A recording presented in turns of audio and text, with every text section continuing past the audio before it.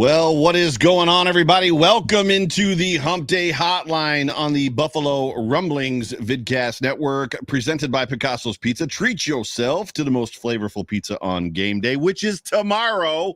Sterls, tomorrow is game day. Picasso's, we are Buffalo Pizza, shipping local and nationwide. Order online at picassospizza.net. My name is Joe Miller. I'm the co-host of this here wonderful show that's been going for about 3.5 years. And that guy over there is my special guest co-host, filling in for Jay Spence the King, who's on assignment, on location. Sterls for the girls. How are you? You already know, man. What's up, Joe? Thank you for throwing that in there. I appreciate it. You did tell me how you're doing, and I thought I would find some cool way to work it in, but I'm not. You just dropped not a bomb on me, but you dropped an eye-opening statement. What did you tell me literally 3 seconds before we went live?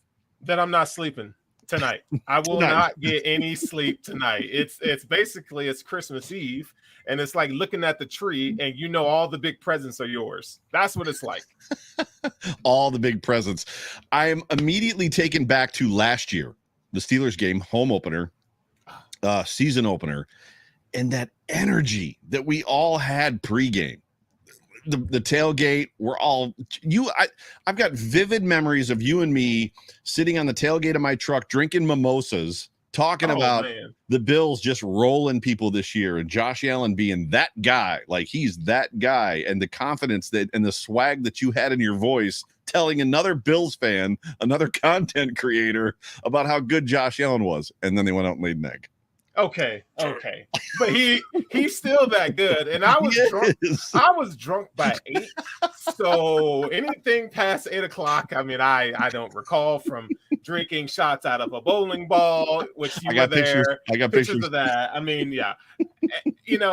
And then when I'm there next week, I'm going harder this year to avenge last year's loss. So I might be drunk by 7, even though the Bills play at night. So there's that for you. That's hysterical. I'm one of those fans who will take a casual drink and have a casual drink pregame, but I don't want to be dizzy during the football game. I want to remember every moment. Like for me, it's just that's funny to me that you're like, I'm gonna be drunk by 7. You sound like one of those dudes who eats fig Newtons by taking little bites. I sound like a dude that's a 49-year-old father. That's what I sound like. I sound like a 49-year-old dad. That's it, because that's what I am. Ladies and gentlemen, welcome into Hump Day Hotline. Yes, so we are Facebook Live, YouTube Live, Twitter Live. Like and subscribe, whatever platform you're on, whether you're watching this live right now or listening to it in podcast form on Game Day Thursday.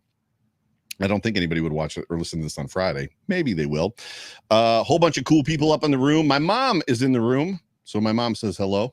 Oh, hey, Miss Clark, how you doing, girl? Shoot. Joe, I know you had it like that now. Jessica Tennis is in the room. DH is in the room. Seth is in the room. Richard Rush, Karen Idzik, the British Bulldog. Oh, I wonder if that's the real British Bull. No, they're the British Bulldog. He's dead. There was 2 of them. Were there 2 of them? Were they the British Bulldogs, or was it just the?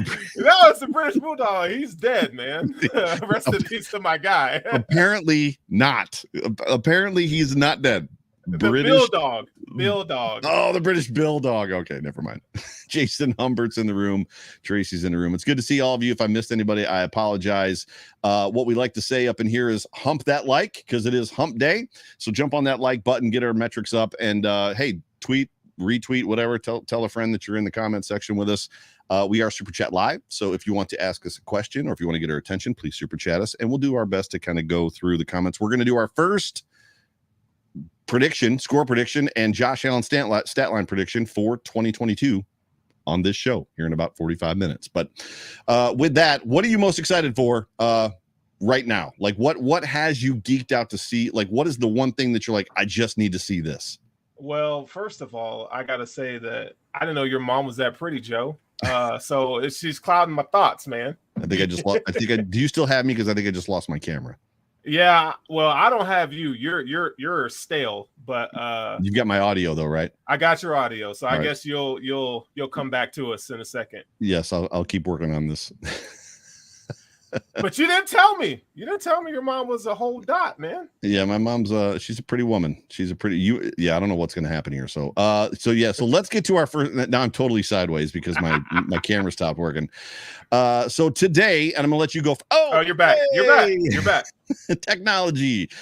Today, the Bills and Dawson Knox agreed to a contract extension worth $53.6 million with $31 million guaranteed per reports. It's an extra 4 years. So it isn't his final year plus 3. It's his final year plus 4. So he's going to be here for 5 more years.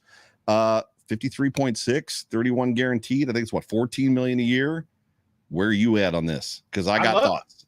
I like the signing, but man, it just makes me go, how are we gonna get everybody else under contract? Now, the only one, and I'll just be frank here, the only one that I'm really concerned about that I really want back is Ed Oliver. Right. Now, I love Tremaine, I love Jordan Poyer, but they're replaceable positions. Yes. Easier to replace. Let's be honest, easier to replace than tight end.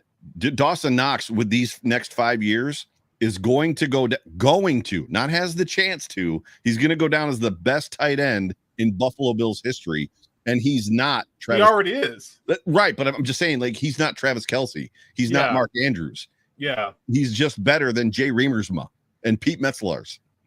Man. And Scott Chandler. I used to love Jay Reamersma, man. Who didn't? It was a Michigan guy, so I loved him. But here we go. Here we go. No. So, but I love the signing. I'm glad, Dawson's been, he had a tumultuous offseason. I mean, just a recent incident that happened, just a few weeks ago. Yeah, so, I mean, it's cool to see him get some generational wealth.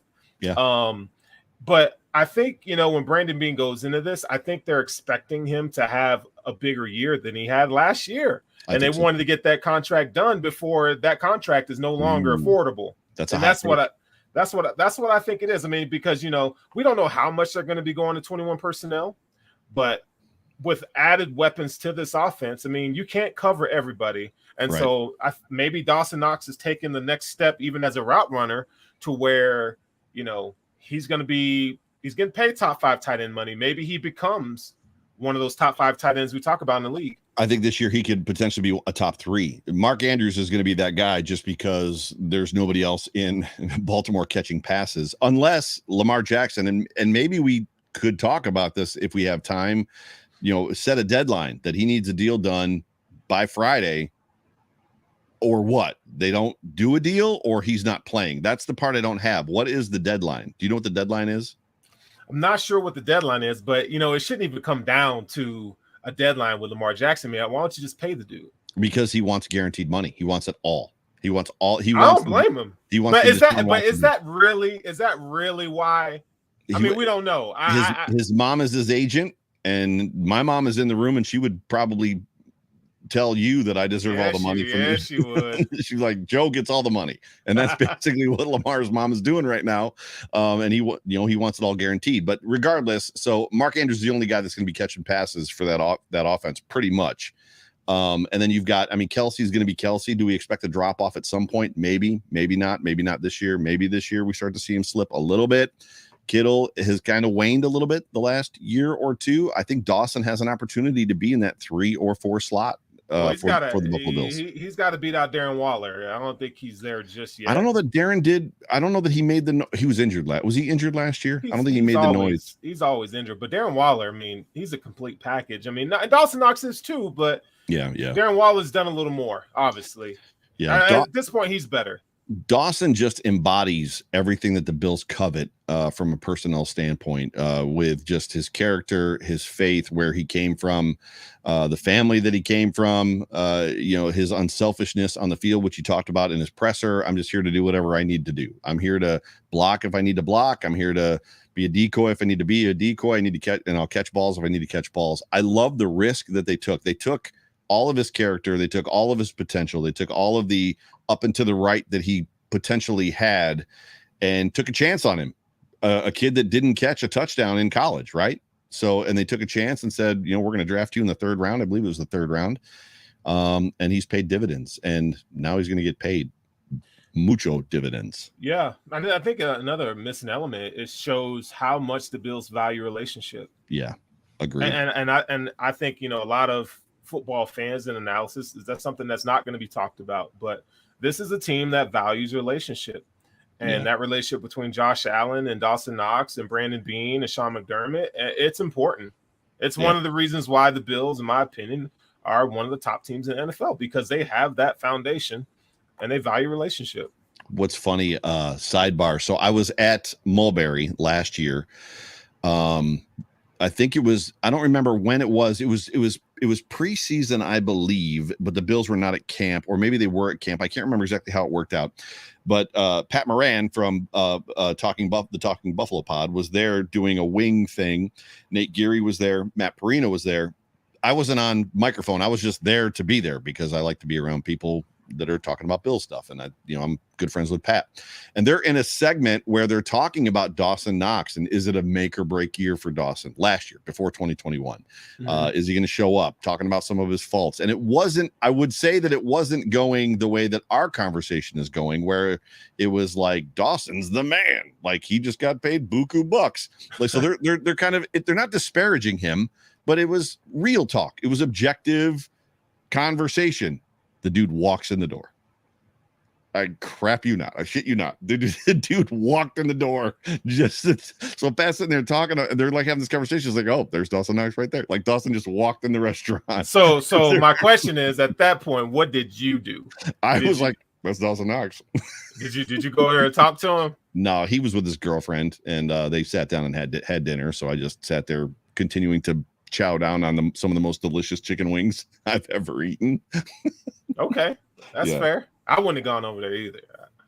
Yeah, he's a big old boy. But it's exciting. And just to know that piece is in the fold. I've done several pods, basically, 4 men enter, 3 men leave, which comes down to the guys that the Bills have, like, that are contracts that are coming up. And there's potentially, we don't think any way that they're going to be able to get all of them signed. Knox, Oliver, probably my 2 biggest. Is there a third one in there that I mean, Micah, we love Micah. He's getting older. Jordan, what does this do for the Jordan situation? Is Poyer, there's speculation all over Twitter and the radio right now that Poyer's gone.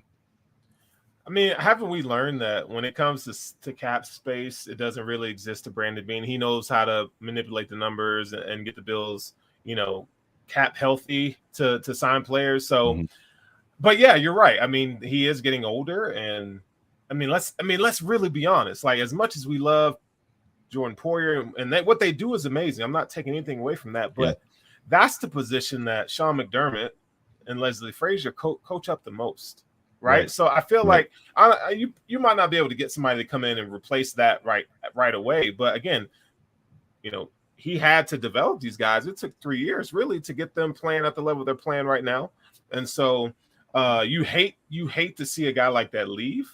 That's the other one. Right? Yeah. Thomas, what's up, man? Yeah, I just think that we might have to say goodbye to Jordan Poyer, and I think Tremaine Edmonds is going to get signed as well. Well, and the scary part, and he's not up this year. The Bills will pick up his 5th-year option, but when you Ed Oliver, if Ed Oliver loses his mind this season, which he's probably going to, with Daquan Jones next to him and Von Miller out there and Greg Rousseau, who Von Miller is already saying is that guy. The last time the Bills had a defensive tackle that they drafted, that they paid a contract to, it was $100 million. And that was 10 years ago? Marcel Darius, man. Mr. Big Stuff. Yeah. Right. Who was my daughter's favorite player for a very long time, Mr. Big Stuff. That contract could break the bank. Ed Oliver's contract alone could be, oh no, right? And that's not even including Tremaine Edmonds. Let's just say he gets 8 sacks this year. That's pretty big for him. That's big. That's big. And I think he could do that. I think he probably should do that, yes? He better. It's time. It is freaking time. He's shown so many flashes even last year. He's my favorite player going into the season that I think is going to have the biggest impact. Right. And he's going to feast. He's going to feast tomorrow night. So I'm I'm excited to see him next to Daquan. Because Starla Tulole was very disinterested. He didn't play, obviously, 2 years ago, the COVID year. Right. And then last year he came in light and was a little disinterested, it seemed, in playing football, which affects Ed Oliver. So when you saw Ed Oliver his rookie season, we might get a 2-year step jump. Right. Over what he was his rookie year. So good stuff as far as Dawson Knox goes, and it's exciting, and I think all of Bills Mafia is happy to have him back. I don't think anybody would want him to go anyplace else. So under the category of Wildest Dreams Land, which is a phrase that I have coined, #Wildest Dreams Land, the Bills are favored almost unanimously across all national media members except Nick Wright. Clearly not Nick Wright. He's a hater. Yeah, to not only go to the Super Bowl, but to win, to be Super Bowl champions. I'm sure you saw it. I'm sure most of the people watching or listening saw that everybody on NFL Network, all 6 of them, picked the Bills to win the Super Bowl. Everybody everywhere is picking the Bills not only to go, but to win. We are a fan base that, and I'm one of them, that has been screaming about respect for 20 years. So when the Bills would win a game 10 years ago, we would get the 30-second clip on all the highlight shows versus the 3.5-minute clip that the Cowboys get, right? Even in a loss. The level of respect we're getting right now is something we've probably never seen. How do you feel about that? I don't like it. I'll tell you that right now. That seems to be everybody's feeling. That means we're not winning the Super Bowl. It totally means we're not winning the Super Bowl. I don't think that's I just want to brace all y'all. I'm telling you right now, I hate to be a bearer of bad news, but it's over. Who thought 13 seconds would happen? I was there. I didn't think so. Oh, I know. I know. I don't want to tell you that story. Have I told you that story? Yeah. I'm sitting next. Don't repeat it. I'm sitting next to a Chiefs fan who was an awesome dude. All around us were Chiefs fans that were not awesome dudes. The dude next to me was awesome. He was very ingratiating. He was very complimentary of the Bills. Was very a realist. Talked about the problems that the Chiefs had, and we just had great conversation with this dude. Did the Bills take the lead? And I looked at him and I was like, "Yeah," but he's like, "Oh, here we go. It's over." I was like, "Dude, Pat Mahomes is over there. Pat Mahomes is on your sideline." Sure enough, Pat Mahomes goes straight down the field. They score a touchdown. And I was like, "I told you." He goes, "Yeah, but freaking Josh Allen is the other guy." Josh Allen goes straight down the field. And as soon as he did, the dude left. Yeah. He split 13 seconds left. Joe, I don't know why you're doing this. You are, it's abuse what you're doing right now. And making us live through that. It's like everybody knows where they were when this is when the that moment mess happened. I need to play the Von Miller video. Dude, burn my it. God. Just burn it. Effing burn it all, bro. I was gonna rip it down and show it during this Why show. would you do that? What, to burn it? No, I thought you were talking about the 13 seconds. I'm like, no. I was just talking about what an awesome dude he was, and the fact that I was there, and we were actually going back and forth, and then the dude split, and I was like, "Where are you going?" He goes, "It's over." I'm like, "Pep," and the dude bolted. He just dipped. I was like, "All right." Anyways, I don't know how I feel about the level of respect that we're getting either. I don't think it means that we're not winning the Super Bowl. I know that's it does. I don't know. Look at it. When Vegas says you're going to win the Super Bowl, you might as well. You don't. It's not going to happen. When you, I want to parlay this. I want to translate this topic of the respect that we're getting into something that you don't know that I'm going to talk about, because as much as we had a little bit of text conversation about some of the topics for this show, this is not something that I brought up. I brought it up I was a guest on a show last night, and I think I brought it up on Monday or Sunday, possibly. I want to roll it into this conversation, because when you talk about the respect, and if you just stop for a second and objectively look at our roster, which is I think what all the national talking heads are doing. They're borderline objectively looking at the roster, and they're going, "Holy crap, Josh Allen," right? 3-headed monster at running back. They don't have the guy, but they've got 3 guys that can do all the things the guy should be able to do. And then there's a question mark with James Cook, who could potentially be the guy, maybe not this year, whatever. Tight end, locked in. Wide receivers, super deep. Offensive line, better than last year. Roger Saffold And the fact that they've solidified Ryan Bates makes that offensive line way better than it was last year. Period. End of story. I'm not having this conversation with anybody else. Mitch Morse is not a problem. And there's a lot of people that wanted him cut and wanted him released that have walked that back, right? Mitch Morse is the guy.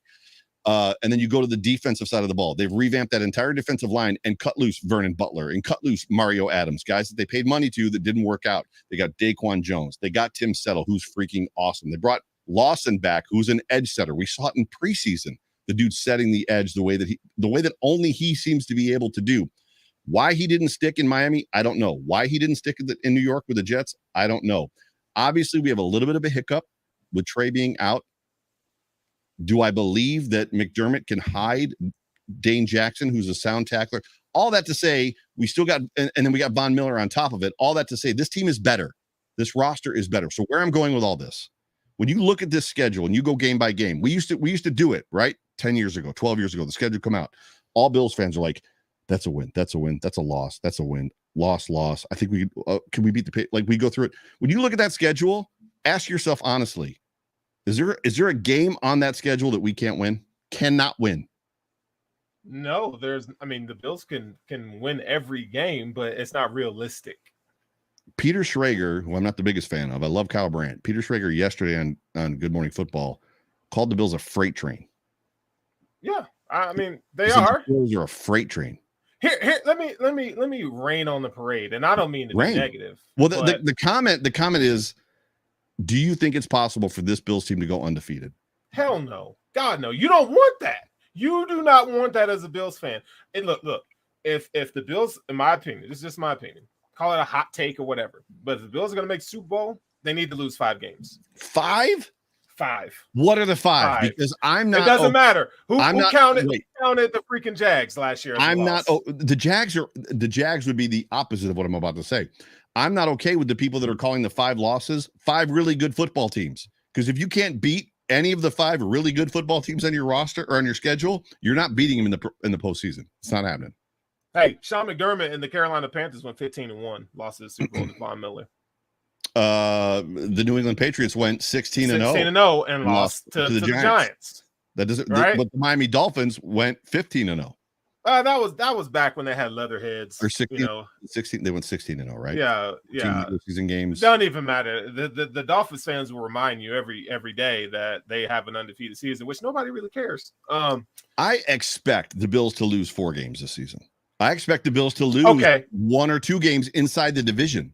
But you just balked at my 5 games. No. I did not balk at your 5. What I said was I qualified. All right, fair. What are the 5? I don't know. But they're gonna if they lose 5. I mean, let me pull up the schedule. I'll tell you. No, 5 is good. And if you're saying you don't know, that's good as well. What I don't want to hear. I think we lose to the Dolphins once. Well, hang on.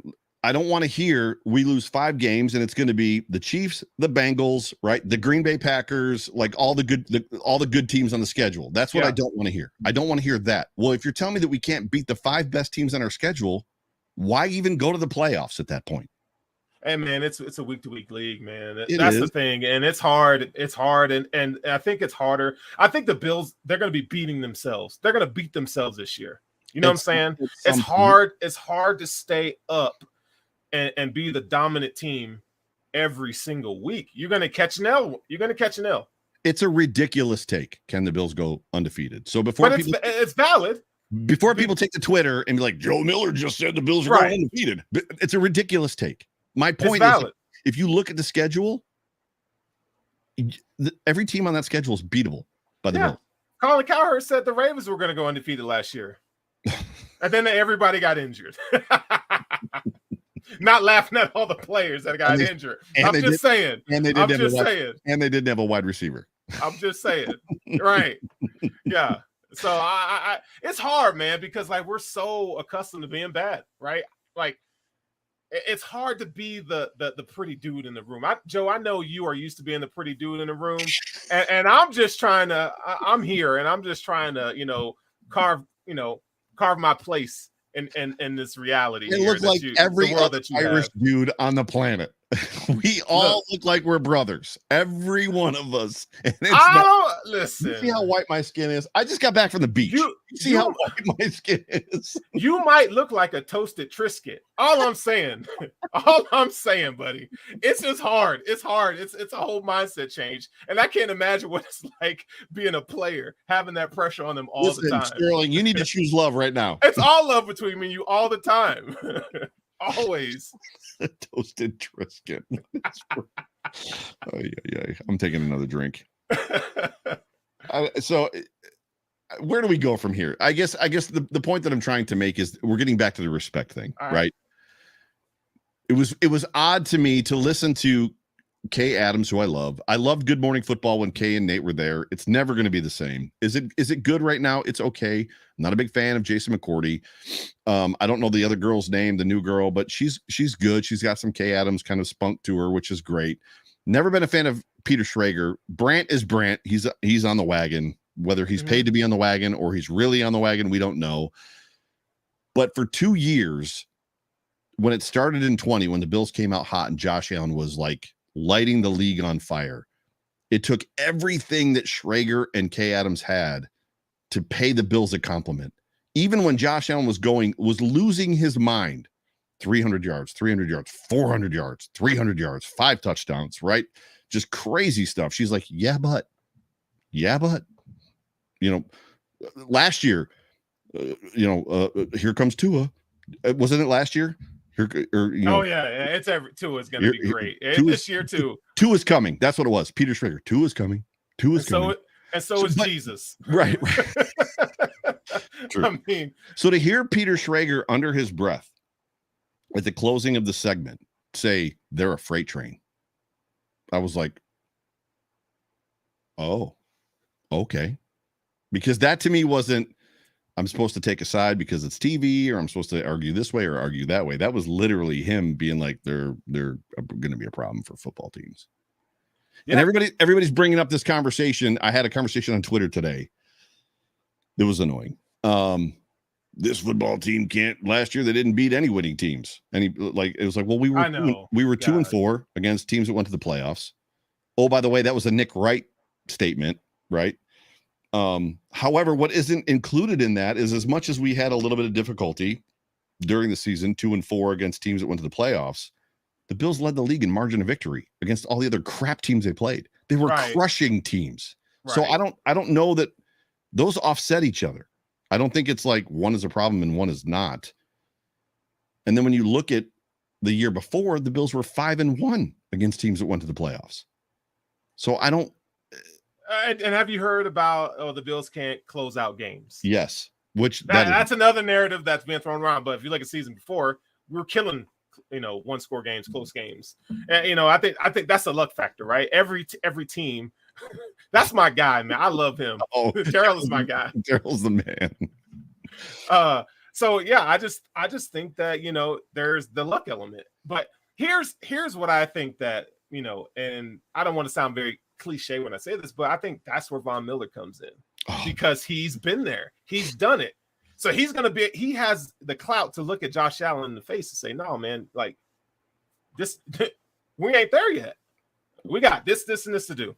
But he's going to play on the field, get that sack on 4th down that we need to close out a game and go, this is how you do it. There's so many things I want to say. From a leadership standpoint, a great leader is also a great follower.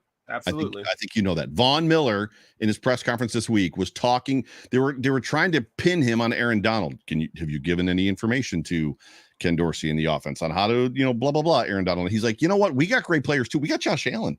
Do you realize, like, Von Miller is a Josh Allen fan? Oh yeah. Period. Not to mention the fact that Von Miller is ready, multiple Super Bowl champion, future Hall of Famer. Von Miller just signed a $166 million contract, is ready to follow that 26-year-old man into battle. Not lead him into battle or stand beside him. He's ready to follow Josh Allen onto the field of battle, right? So Von Miller brings an aspect. So the conversation that I had with this guy on Twitter, and he might be watching right now, and it was a fun conversation. It is what it is. This team hasn't gotten better. And I'm just like, if this number one defense plays better, which they're going to because they got better. To me, I don't know who you're losing to on that schedule. And then it turns into the respect thing. That's tough, Joe. Is cornerback going to be a problem? Well, so we can transition now to this game, right? The one that we're about to play. And it's about matchups. One of those key matchups that everybody's talking about is Cooper Kupp. How are they going to slow down Cooper Kupp? Dane Jackson, Kair Elam, maybe Christian Benford, 6th-round pick. Right. McDermott isn't sure who's going to play first, start, and play more snaps, which is just a head game that he's playing with the Rams. Kair Elam is going to start this football game and play most of it. But at the end of the day, you know who's covering Cooper Kupp? Taron Johnson, because Kupp is the slot receiver. And Taron Johnson is what? The 8th-ranked corner in the NFL? Or was? But Cooper Kupp is... Agreed. Agreed. And here's the unique thing about the Rams offense. They do so much stuff pre-snap, and they get guys going in motion, and they create confusion. So guys are going in a direction when the ball's being snapped. Right. Like that, and it causes so much confusion for defenders. And then you got to look at the run game. It's like you're going to need Matt Milano and Tremaine Edmonds to be so disciplined in their run fits, right? Because they're going to do this inside zone, outside zone, and they're going to misdirection. They have to be sound in their run fits. They got to be. It's not going to be a walk in the park, even though the Bills have a number one defense. And I think a lot of that is because we played bad teams last year. That's true.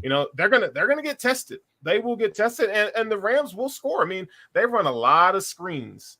I think they're one of the highest teams in percentage wise when it comes to window dressing and having guys motion at the snap.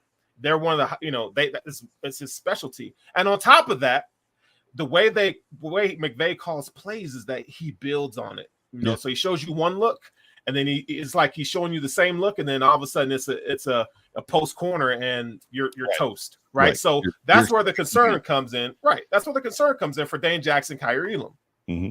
Because they're younger corners. Yeah, but we know what the Bills are going to do because they did it with Levi and Dane Jackson and always have. The only corner they haven't done it with is Trey. They're going to make them keep everything in front of them. Let them catch the football, then tackle them. That'll be the game plan. Yeah, they're going to have to, because if you blitz Matthew Stafford, he's going to eat you up, right? So you have to get pressure with 4, and that's where Von Miller comes in, and that's where Ed Oliver comes in, and he's going up against. Get this, my man's going up against what's his name? What's his name? That's enough right Coleman there. Shelton. Well, Andrew Whitworth isn't on that offensive line either. Joe Noteboom is starting to left tackle, and my man Coleman Shelton. So first of all, Coleman, you didn't get a good name. First of all, like you sound, his name sounds like a pack of paper. That's like a pack of paper company, Coleman Shelton. I think or some attorneys. That's what it sounds like. That's what it sounds like. I think Coleman is a cooler, actually. Coleman Shelton and Associates. Like that's what it sounds like to me. Okay, so yeah, I think that's what. So when we talk about matchups, I think Ed Oliver versus Coleman Shelton, CS. I think that's a big deal. I think Ed Oliver has to eat him up. Has to.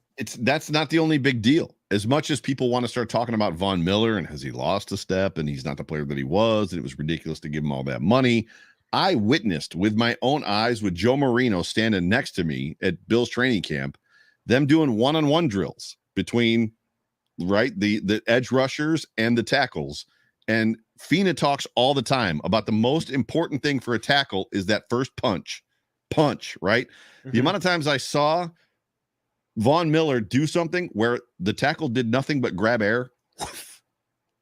He's so slippery. Von Miller was gone. He was around him and gone. Spencer Brown, Deion Dawkins, any guy that you want to put out there, he was just like, whoop, whoop, whoop, gone. Oh, yeah. He's so slippery, man. Right. He has a pass rush arsenal that how many guys have the arsenal that he has? And he's so bendy around the edge. He is unreal. Yeah. And that's where, okay. And so, so I look at it like this. If Von Miller, well, let's start with Ed Oliver. If Ed Oliver, right, can get his one-on-one, Daquan Jones can handle. He's going to take 2. He's going to take 2. Yep. So now Russo and Von Miller are one-on-one. So if which Von Miller has never seen.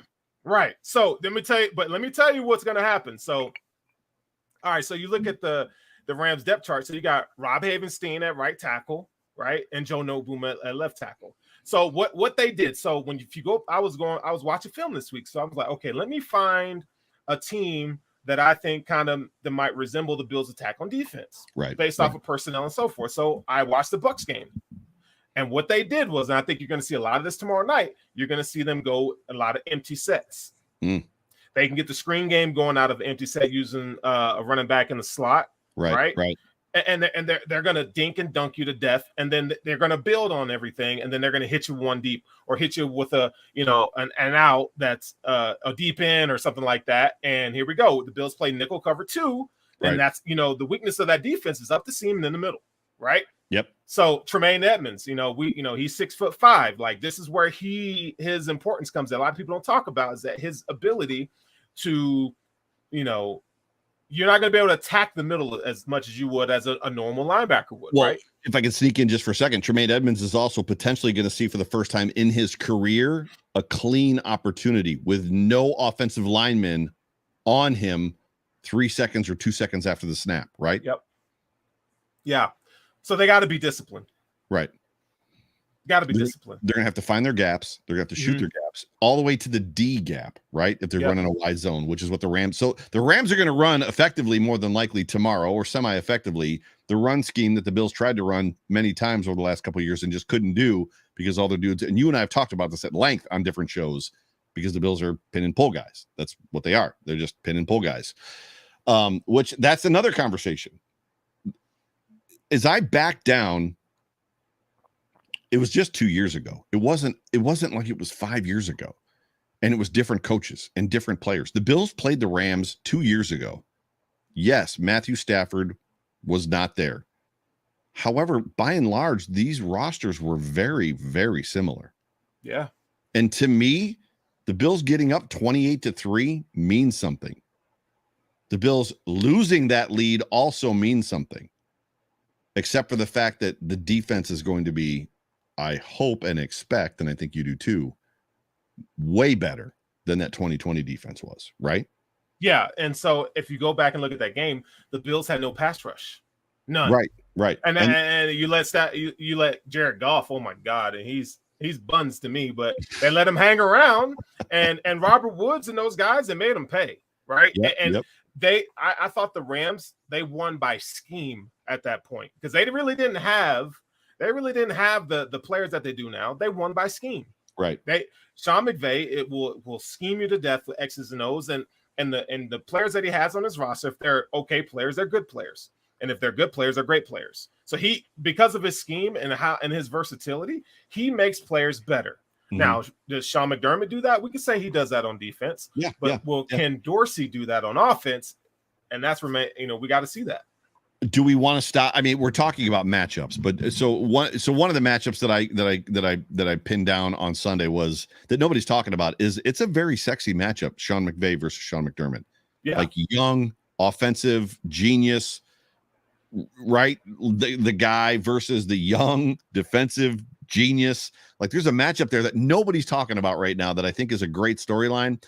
So as much as we're talking about matchups, do we want to stop and break down what you were just talking about, even just for a moment? Yeah. These are I think Sean McVay is the best offensive mind in football. And I think Sean McDermott is one of the best minds on defense. Right. And it's gonna be a slugfest, man. And I think that McDermott can't go into this game conservative. Agreed. Even though you don't want to blitz Matthew Stafford, but you at some point you have to use your blitz 4, but that needs to be exotic. You need to bring a Taron Johnson off the edge or a Savron Neal coming off the edge, or something. You got to mix it up a little bit, right? Jordan Poyer or whoever. Because you just gonna have to. You got to confuse him. You got to get him off his first read and make him start looking around and cause confusion. But I think you're good enough. The Bills, we're now at a place I think we're good enough to where we could just send 4 and put everybody else back in coverage. That's how good the Bills defense is. There's two things to me right now and it's still on the matchups conversation. There's two things to me that are wildly confusing. Number one, I posted my picks for this week, for week 1. I picked the Bears to beat the 49ers at home, getting 7 points. So you assume, right? They always give the home team 3. Right. And then the Bears are getting another 7. So the Bears are getting a ton of points at home against the 49ers. So the first confusing thing to me is why everybody believes, and we don't have to talk about this, that the Niners and Trey Lance are going to be this juggernaut. Oh my gosh. Did you really pick the Bears to beat the 49ers? With that quarterback, yeah. I haven't seen anything yet. We talked about it last week when I told you I haven't seen enough to trust him. Like, I don't trust Jalen Hurts, if you remember. And I said, I'm not sure that I trust Trey Lance yet. And you were like, that's fair. The other thing that I don't understand, getting back to matchups for this game, the love fest for Allen Robinson. I loved Allen Robinson as a Jacksonville Jaguar. I don't know that Allen Robinson isn't nothing more than what Julio Jones is right now. He could prove me wrong tomorrow. Hold up. He could prove me wrong tomorrow. Okay, if you were a wide receiver for the Bears, would you find motivation to come to work every day? Justin Fields, he did a rookie that was. He ain't got a choice. That man, he ain't got no money. He trying to get paid. He got to show up. I know you're a Michigan fan, but as much as I believed and got shouted down from the rooftops by other Buffalo Rumblings people about Justin Fields, I said, I don't see what you guys see in Justin Fields. Oh my gosh. Everybody pined on about Justin Fields and are still pining on about Justin Fields. Justin Fields can throw a football. I don't know that he's going to be anything more than Marcus Mariota in the NFL. But Allen Robinson, to me, he looks like a shell of the player that he used to be when he was in Jacksonville. I mean, he's had injuries, and Jacksonville with Blake Bortles. He looks like a shell of the player he was. Listen, let me tell you, for just the sake of tomorrow's game, okay, Allen Robinson better be damn Jerry Rice. Okay, that's how much respect we need to throw that man's way. Okay, you see the superstition coming out. You gotta have all the respect for Allen Robinson. Now we're gonna talk shit about him after the Bills play him. We're gonna talk all the shit about him. But for tonight, Allen Robinson is Jerry Rice to me. Okay. Well, we're not even going as far as talking about Jefferson. Jefferson's not gonna. It looks like he's not gonna play, right? Right. He's not. The injury report came out and he's not playing. So Tyler Higbee, Cooper Kupp. Cam Akers is a maybe at this point. They're saying he's going to play, but who knows? So Darrell Henderson, most likely. Stafford he just had surgery on his elbow, which is not great. Dunk, I think, to your point, is the game plan for tomorrow.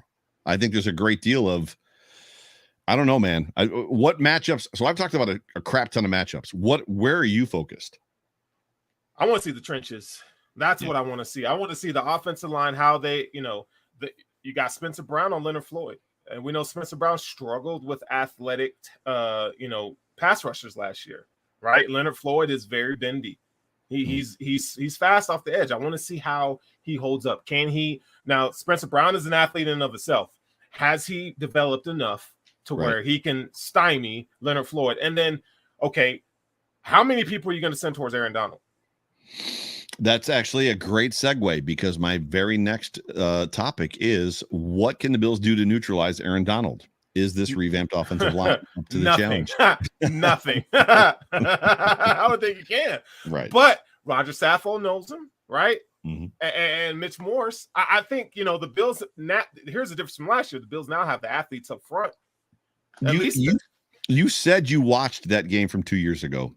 Mm-hmm. So I had I had most of my DVR, what's the word? I had most of my DVR memory hard drive saved with Bills games, and then I switched for DirecTV. I switched all of my boxes and lost all my games. So I don't have the Rams game from 2 years ago. What did the Bills do early when they got up 28-3? What did the Bills do early to, we'll use the word neutralize? Josh Allen was just unreal. I mean, that's where Josh Allen's ability to be mobile comes into play because and Josh Allen did some stupid shit in that game, right? And he was still learning and growing as a quarterback, which he's not stopped yet, but he was able to move in the pocket. And I think he's going to have to be able to do that because Aaron Donald is coming and you're going to send two. You got to put two on him. If you single him up, it's over. It's Right. done. He may hit you with a helmet during the play. He may have one or two. All right. So you need to be ready. You need to wear one of them cones or those practice helmets. You better have one in your pocket because he might swing at you. That's hysterical. So what other matchups besides the trenches are you going to be keyed in on? Jalen Ramsey, Stephon Diggs? I'm not. That's a wash. That's a wash. Gabriel Davis. That is, it's twofold. He's going to be Davis. Open. He's going to be open, right? He's going to be open. He's. I want to see now. We know they talk about his work ethic, and I want to see how he shows up after that major game against Kansas City, right? So he's going to be going up against Troy Hill. Troy Hill's not an athlete. That man's slow. Devin Singletary slow. Devin Singletary slow, man. We may have legitimately seen. There's a moment, right? There's like when you watch movies, there's a moment a lot of times where if it's an athletic type of a movie where like it happened, boom. Like we may have seen that in like when he did that move on the Chiefs corner and then went to the inside and the dude just fell down. It looked like something. It was literally primed for the sniper meme, right? Have you seen the sniper memes where somebody shoots him and then the dude just falls over?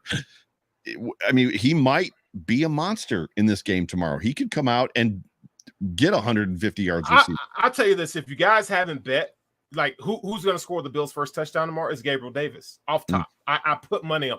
Somebody said they put their rent money on this game tomorrow, which I wouldn't do that, but you can put some money on Gabe Davis scoring the first touchdown. You don't think it's going to be running back? You don't think the Bills get down? No. I think it's Gabe Davis, man. I just have a gut feeling, and I want to see how my boy James Cook. I want to see how much he's utilized in this game. Right. What's interesting is Seth, and I haven't pulled up many comments tonight. How to slow down Aaron Donald? ? Let's get a running game going. Are you going to run it into Aaron Donald? You got to. You have to show that you're not afraid, right? Correct. I get Keep that. Keep him honest. I'm going out. But you're going to have to run away from him. and I think, man, one thing that we have not seen the Bills do effectively is a really good screen game. And this is where James Cook comes into play. Yes. And I think if you can get them, because they're going to be aggressive. I think they're going to be somewhat aggressive. You're going to have to get James Cook going, catching the ball out of the backfield, getting him on wheel routes and Texas routes and stuff like that. I think it's going to be vital. And also because the Rams don't have Bobby Wagner is not who we used to be. And they don't have the athletes between their linebackers and safeties to hang with the Bills. I think the Bills are a much more athletic team when it comes to offense versus defense. For sure. So they I think those deep ends and breaking routes and stuff like that, I think and drags, I think you dime them up all day. Well, there's something to be said for allowing Singletary to run the ball and even Zach Moss, but Singletary primarily and do his whole make a guy miss in a phone booth type of a thing, but he's not super quick and he's not super bursty, and get the Rams defense to adjust to whatever Singletary's doing and then hand the ball off to Cook and watch him go zing right by you. Right? Man, I can't wait to see it because he did some dirty stuff to my Wolverines last year, in the semifinal game. So, So I think you're right, Joe. I think, those are important facts, and I got to see James Cook. I got to see it. That's one of the things I'm looking forward to tomorrow. Me too. So this is the funnest time of the Hump Day Hotline all year long, and we get to do this 17 plus times, which is basically game predictions. Tell us your final score and your stat lines for Josh Allen. So everybody in the comments section gets to play along, and I'll actually post them while we're talking. Whatever you believe the final score is going to be, who's going to be on the winning side of that final score, and then a Josh Allen stat line prediction, and I'm going to let you go first. So everybody in the comment section, play along, and then Sterling, where you at? So you can give reason. Throw me on, throw me out there first. So I'm going to say Josh Allen's going to have 282 yards passing. Don't ask me where I got the 282. He's going to have three touchdowns. I think it's a 3-touchdown game, 1 interception. You think he's got a pick in there? To who? I think he's on. Who's got it? I think it's going to be like on a dumb tip or something. Yeah. On a tip. I don't think he's going to blatantly throw it to somebody and they're just going to, Ramsey's going to jump around, but it's going to be on a tip or something. Right. And I think he'll have, 5 rushes for 50 yards. 5 for 50. Is there a big one in there, or are they all pretty much 10 average? I think they're going to be around 10 average. I don't think he's going to have a big one. Gotcha. And then final score? I'm going to go 31-24 Bills. 31-24 Bills. I think that's modest, right? I gave my final score prediction for this game on Monday, and I'm going to stick with it. So my final score prediction for this game is 27-17. I think the Bills win by 2 possessions. I hope and pray to God they do, because every time it's a 1-possession game, I sit there biting my fingernails the whole entire time. Any game when it's 1 possession, just because we're Bills fans. And we're so accustomed and used to giving up that lead, right? That's just who we are. But I've got 27-17 Bills over the Rams. As far as the Josh Allen stat line, I don't know what to make of this game. I think Josh Allen has the opportunity and potential to throw for over 300 yards. I think Gabe Davis could end up with 140 or 160 yards receiving in this game. I think he's going to be targeted a lot in this football game. But when it comes to touchdowns, I like your call. I like Gabe Davis having the first touchdown catch of the season. I'm not really a betting man. I do like to go to the casino and play Hold'em and play blackjack, but I don't do a whole lot of sports betting. But if I was a betting man, that's probably a good parlay bet, right? Where you're adding that onto a couple other things. But yeah, so I'm going to go 310 for Josh Allen, 310 yards passing. Stephon Diggs, I think, will have a quiet but substantial day like he did before, where it's Jalen Ramsey didn't shut him down completely. However, it wasn't a normal Stephon Diggs day. So it turns into one of those, you didn't own me and I didn't own you, but we won. And that's all. I think it's a 6-catch, 60 yards, 65 yards and a touchdown. Right. So Karen Idzik says 31-21 Bills. Seth says Bills 35-27, Josh Allen 3 touchdowns and 3 touchdowns twice. 1 rushing touchdown. Jessica Tennis says 38-17. Do you see the Bills scoring 38? Joe, I don't know, man. I think it's possible, but put the league on. You know what I want to do? I want to wake up Friday morning. So I'm going to be up till all ass of the evening tomorrow night for the post game show. So I'm not for you. You're 2 hours behind us, but for me, I'm going to be loading this thing up into podcast at 3:00 in the morning. Right. So I want to wake up Friday morning at 7, hit Good Morning Football and just bask in the glory of everything that the Bills did in the first game of the NFL. You're so nervous, right?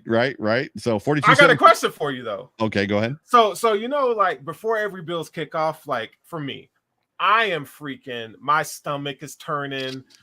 I mean, you would have thought I would have hit a line of coke. Like I'm so jazzed, bro.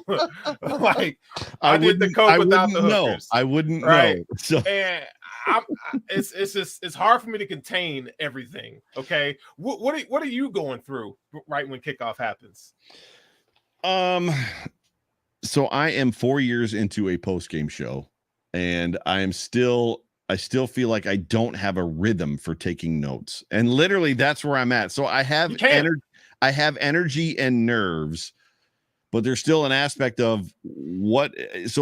I guess the work piece of it comes first. I'm a huge. Because I have a responsibility, I have an obligation, right? After the game. So the first thing I'm thinking of is, what do I want to chart? What do I want to talk about? And then I fall into this Zen moment of no, like the things will come to you. The profound statements that I make in my post-game show are just going to naturally come. I feel this, I feel that.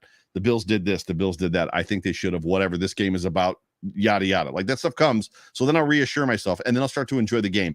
I'm going to be nervous because it's always going to walk back to, I still haven't arrived at a point where I trust the Bills to not lay an egg on primetime. Oh God, why'd you say it?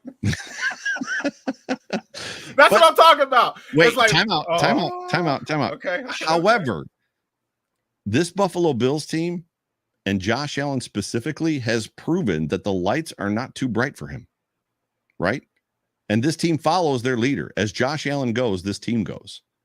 So I would say that, like, my feeling and concern and your feeling and concern is not valid anymore. You're talking about a football team that the last 2 years in a row, Corey Bojorquez jersey or not, 2 years ago, 8 straight, lost in the 9th.